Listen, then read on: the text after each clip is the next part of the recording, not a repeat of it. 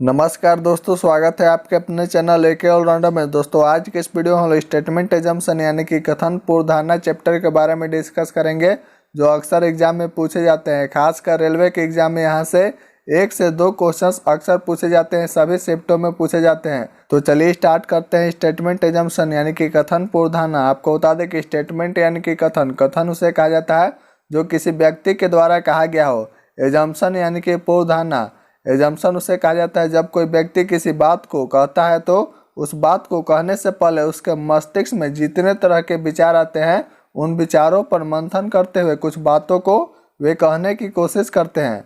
उन बातों में वे सभी सोच लिखे नहीं रहते हैं, बल्कि प्रत्यक्ष या अप्रत्यक्ष तौर पर छिपे रहते हैं।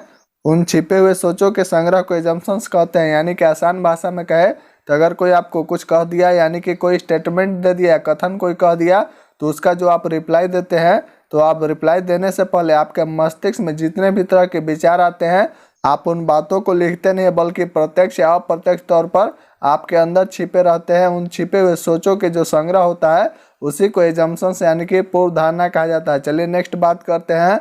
नेक्स्ट आपको बता दें कि एजम्पशंस हमेशा वक्ता का निकाला जाता है, श्रोता का नहीं, याद रखेंगे।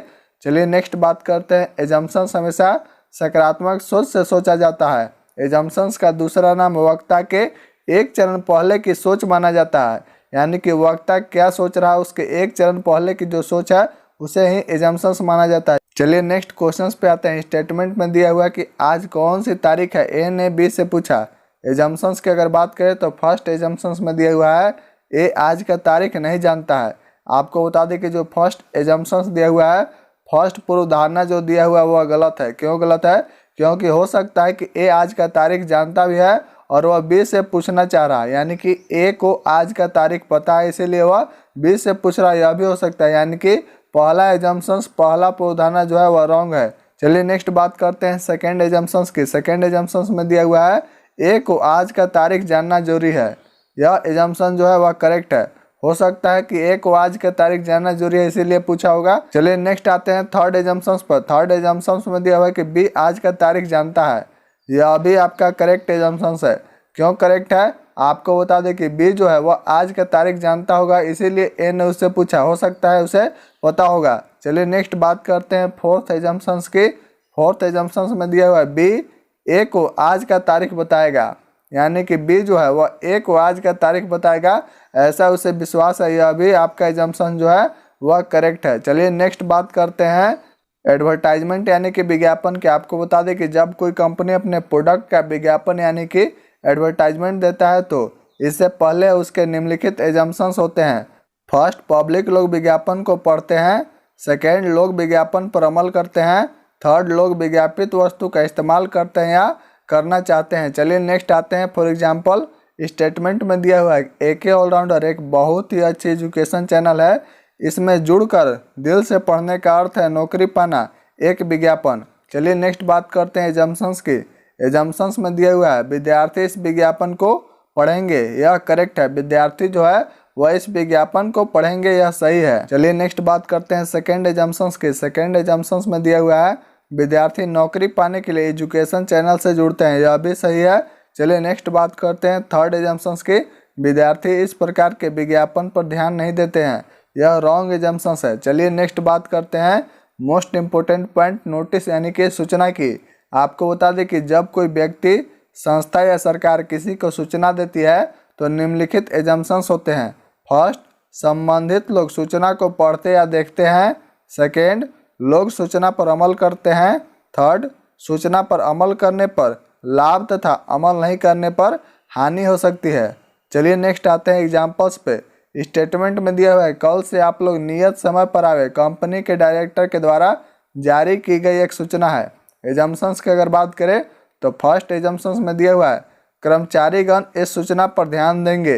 यानी कि पहला एजम्पशन जो दिया हुआ करेक्ट है, कर्मचारीगण जो है वह इस सूचना पर ध्यान देंगे, इसलिए डायरेक्टर के द्वारा यह स्टेटमेंट कहा गया, यह सूचना जारी किया गया है कि कल से आप लोग नियत समय पर आवें।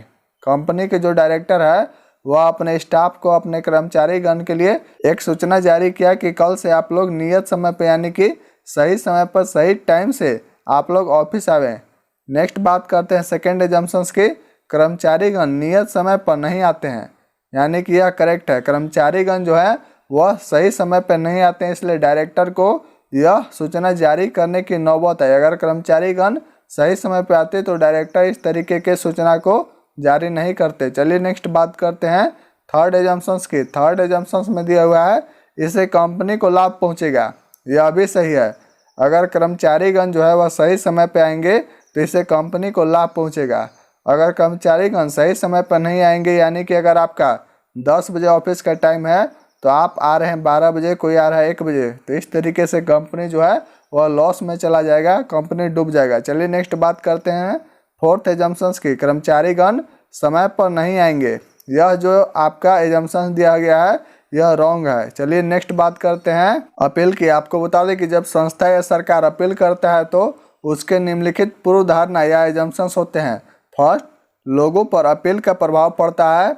सेकेंड, अपील में कही गई बातों पर अमल करने पर किसी न किसी को उससे लाभ पहुंचता है। थर्ड, अपील में कही गई बातें हमेशा सत्य घटनाओं पर आधारित होता है या किसी आवश्यकता की पूर्ति करता है। चलिए नेक्स्ट आते हैं फॉर एग्जाम्पल स्टेटमेंट में दिया हुआ है बाढ़ पीड़ितों के लिए दान दे, एक अपील किया गया है। एजम्पशंस की अगर बात करें तो फर्स्ट एजम्पशंस में दिया हुआ कि बाढ़ पीड़ितों के लिए लोगों के मन में करुणा है, यह सही है, तभी तो लोग बाढ़ पीड़ितों के लिए दान देंगे। चलिए नेक्स्ट बात करते हैं सेकंड एजम्पशंस की। सेकंड एजम्पशंस में दिया हुआ है बाढ़ आए हुए क्षेत्र के लोग गरीब है, यह जो एजम्पशंस है वह रॉन्ग है।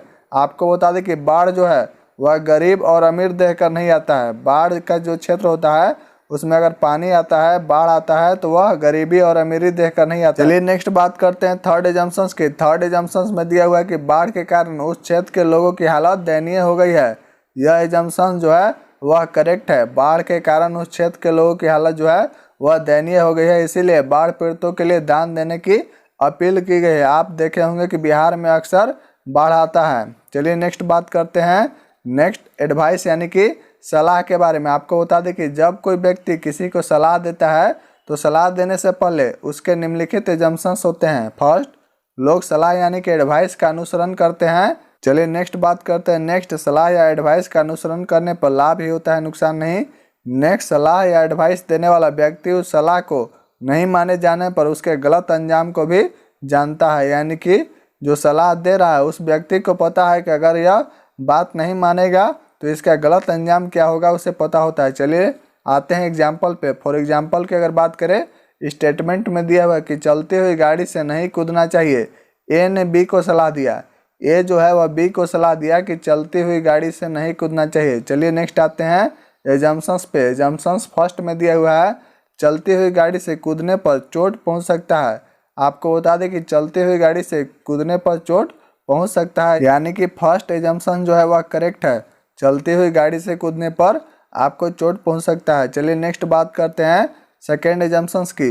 बी चलती हुई गाड़ी से कूदता है या कूदना चाहता है, यह भी करेक्ट है। बी जो है वह चलती हुई गाड़ी से कूदता है या कूदना चाहता है, इसीलिए ए ने उसे सलाह दिया कि चलती हुई गाड़ी से नहीं कूदना चाहिए। चलिए नेक्स्ट बात करते हैं थर्ड एजम्पशंस की। थर्ड एजम्पशंस में दिया हुआ है बी ए की सलाह मानेगा, यह भी सही है। बी जो है वह ए की सलाह मानेगा, यह भी एजम्पशंस करेक्ट है। चलिए नेक्स्ट बात करते हैं वार्निंग यानी कि चेतावनी की। आपको बता दें कि जब सरकार या प्रशासन किसी को चेतावनी देता है तो चेतावनी देने से पहले उसके निम्नलिखित एजम्पशंस होते हैं। फर्स्ट, लोग चेतावनी पर ध्यान देते हैं। सेकेंड, जिस चीज़ की चेतावनी दी जाती है संबंधित लोग उसके विरुद्ध कर रहे होते हैं। थर्ड, चेतावनी के बावजूद उस कार्य को करने पर वे मुश्किल में पड़ सकते हैं या दंड के अधिकारी हो सकते हैं। फॉर एग्जाम्पल स्टेटमेंट में दिया है कि पर्याप्त कारण के बिना जंजीर खींचने पर 500 रुपये का जुर्माना या 6 महीने की कैद या दोनों हो सकती है। रेलवे के डिब्बे में लगा एक चेतावनी है।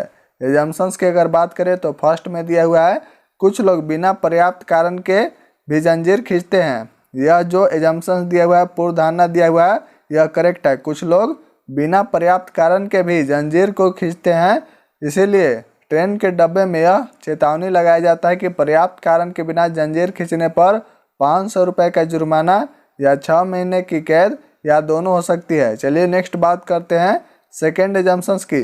पर्याप्त कारण रहने पर जंजीर खींची जा सकती है, जैसे आग लग गया ट्रेन में तो आप जंजीर खींच सकते हैं, यानी कि सेकेंड एजम्पशंस करेक्ट है। चलिए नेक्स्ट बात करते हैं थर्ड एजम्पशंस की। थर्ड एजम्पशंस में दिया हुआ है लोग जुर्माना या कैद से डरते हैं। थर्ड एजम्पशंस भी करेक्ट है। लोग जो हैं वह जुर्माना या कैद से डरते हैं, इसीलिए रेलवे के द्वारा रेलवे के डब्बे में यह चेतावनी लगाया जाता है कि पर्याप्त कारण के बिना जंजीर खींचने पर 500 रुपये का जुर्माना या 6 महीने की कैद या दोनों हो सकती है। रेलवे के द्वारा यह चेतावनी इसलिए लगाया जाता है ताकि लोग इस पे अमल करें और बिना किसी कारण के जंजीर न खींचे। जैसे बिना टिकट वाले लोग भी जब चढ़ जाते हैं ट्रेन में तो जंजीर खींचकर स्टेशन से पहले ही उतरने का प्रयास करते हैं, या बिना किसी कारण के जंजीर खींचकर और ड्राइवर को और गार्ड को परेशान करते हैं, वैसे लोगों के लिए यह चेतावनी जारी किया जाता है रेलवे के द्वारा। तो फ्रेंड्स, हमें उम्मीद है कि आपको समझ में आ गया होगा स्टेटमेंट एजम्पशन यानी कि कथन पूर्व धारणा के बारे में कॉन्सेप्ट के साथ जो क्वेश्चन आज कराए गए हैं आपको समझ में आ गए होंगे। तो चलिए अभी के लिए बस इतना ही, मिलते हैं नेक्स्ट वीडियो में। तब तक के लिए बहुत बहुत धन्यवाद। जय हिंद, जय भारत।